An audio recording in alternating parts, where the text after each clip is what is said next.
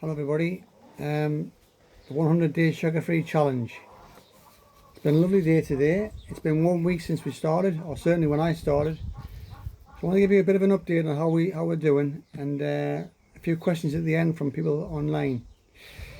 So days 1 and 2 are okay. I was looking for something to replace the sugary stuff that I would have perhaps through the night when I was insomniac, that kind of thing.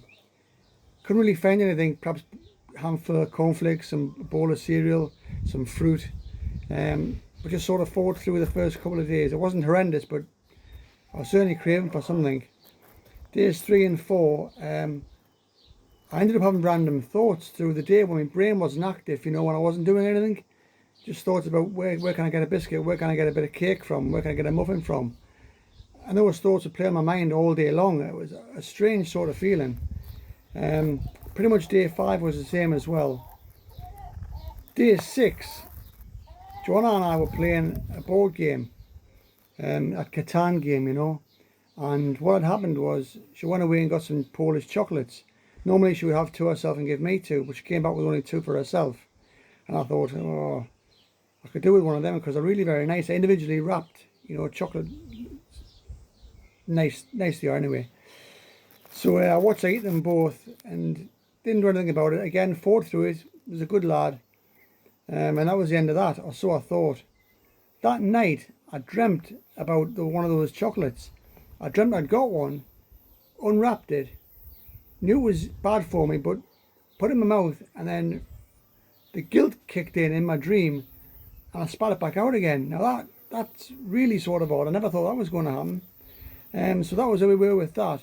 Now, I've been asked about weight. Am I doing this to lose weight? Well, I'm not quite 5'7" anymore. I'm quite a sort of a, not slim, but not fat, sort of in betweenish. Coming in at 66.3 kg when I started, which is about 146 pounds. As of this morning, on day 7, I'm 65.8 kg, 145 pounds. I've done nothing different except just drop the sweets and chocolate and everything else. So there's a pound loss in a week.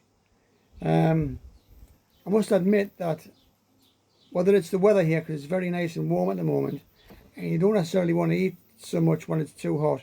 It could be that. It could be the fact that I have just dropped the chocolates and cake and sweets and things. It could be that combination of the two of them. But yeah, there's a pound dropped in a week, so we'll see how that continues to go. All right, and to your questions, there was 3 really. Am I still having a beer?